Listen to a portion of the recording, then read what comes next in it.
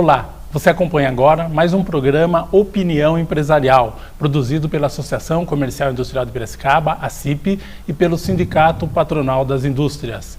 Neste encontro, vamos falar sobre equipamentos urbanos e convidamos o presidente do Instituto de Planejamento de Piracicaba, IPLAP, o arquiteto João Chadá, e o secretário de Trânsito e Transportes, Paulo Prates. Os anfitriões do encontro são Tarcísio Ângelo Mascarim, presidente do CIMESP, e Jorge Aversa Júnior, presidente da CIP.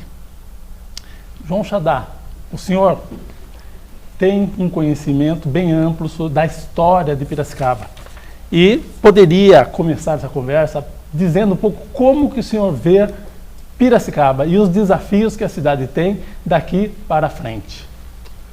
Bem, os desafios eu considero desafios físicos e sociais. Na verdade, os desafios físicos, eles, no fundo, eles são sociais também.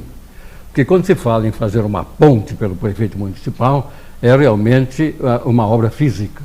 Mas ela vai levar ambulância, ela vai levar felicidade, ela vai levar ônibus, ela vai levar pessoas caminhando, bicicleta. Então, é um desafio social. Mas no IPLAP a gente trata mais do físico, né? E o físico a gente explica primeiro para o cidadão que as cidades se formaram sempre em torno do rio, na margem do rio. E a formação principal de cidades sempre foi em tipo xadrez, como é Piracicaba e como é 95% das cidades do mundo. É padrão, é português? É português, é o início de tudo isso, não é? Então, esse tipo xadrez foi feito para quem? Vem a pergunta, né? O cidadão às vezes não para pensar. Foi feito para as carroças que existiam, para os cavalos, né? Para as pessoas andando a pé. Eram de terra, né? E hoje, no mesmo local, nós temos jamanta de 60 toneladas. Vejam bem. Então, vejam por que um prefeito tem dificuldade em resolver os problemas atuais. Por quê? Nós temos uma herança urbana e uma herança social. A urbana é a pior de todas, porque nós adquirimos uma forma de cidade que não era para o nosso tempo, para a nossa era. É uma forma diferente. Então, e as cidades foram proliferando sem a participação efetiva da prefeitura. Até a década de 40, 50, 60, quem aumentava a cidade, quem ampliava a cidade, era o loteador. A prefeitura não tinha força nenhuma. E o pior, quando o loteador fazia o loteamento, a prefeitura tinha que correr atrás, tinha que levar os melhoramentos, era às vezes muito longe, e era um problema seríssimo para os prefeitos. Piracicaba foi feliz, porque na época de 1970 já veio o plano diretor pelo governo federal, que exigia para certos investimentos em relação ao governo federal, tinha que ter um plano diretor. Só que o primeiro plano era de cima para baixo. Precisamos eliminar as favelas, precisamos acabar com a cidade, com coisas feias, e não era bem assim. Era uma ideia de higienização mais do que de planejamento. Era engenheiro de sonhador. Piracicaba mesmo, na década de 60, o plano diretor previa uma cidade nova lá pelos lados do Jupiá, e abandonando a cidade nossa, ficando como se fosse uma cidade histórica tombada. E não era bem assim, a Câmara não aceitou. Então veio um plano diretor novo, isto é, de uma lei federal, que acabou no Estatuto da Cidade, na Lei Federal de 88, o Estatuto da Cidade em 2001, em que o Estatuto determina que os mais de 5.000 municípios do Brasil façam o seu plano diretor. Então, eles são semelhantes, são parecidos, mas não são iguais, embora todos obedeçam o mesmo estatuto. Então, Piracicaba tem um plano diretor muito bom, em que a prefeitura dá a diretriz. Ela faz com que o crescimento seja ordenado e, portanto, sob o comando da prefeitura. E mais, sustentável. Sustentável para a gente usufruir do futuro, mas não deixar para os nossos netos uma qualidade de vida ruim. É interessante o Prates reforçar, inclusive, um assunto que a gente conversou rapidamente em uma ocasião, sobre a facilidade ou não de se deslocar pela cidade. Hoje você tem uma outra realidade, mas uma realidade que foi incorporada tão rapidamente pelas pessoas que parece que sempre foi assim. Fale um pouco sobre a questão da abertura, a criação de pontes, a abertura das avenidas e a facilidade exatamente para as pessoas se deslocarem, que hoje já cobra uma nova dimensão. Tudo já foi incorporado.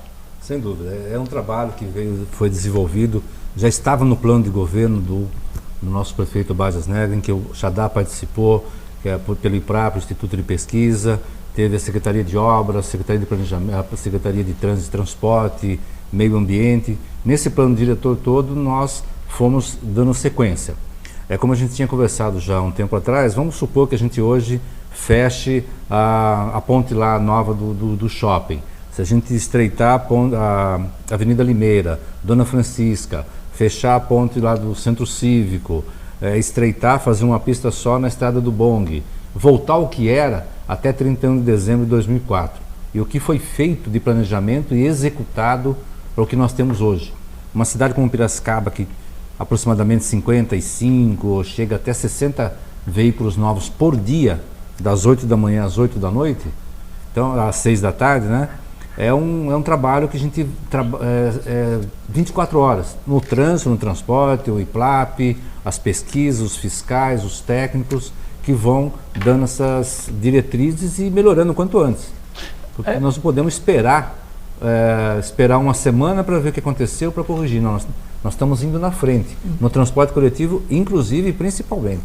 É interessante isso, porque nós estamos falando de mobilidade, né? E para o setor empresarial, a logística é um assunto muito sério, não é mesmo, Mascarenhas? Eu entendo que o Xadá tem toda a razão. A cidade foi crescendo, visando carroça, etc. Não era um planejamento voltado para a logística, né? Isso é empresa também. Uma empresa antiga hoje, se quiser fazer alguma coisa, tem que derrubar e fazer outra.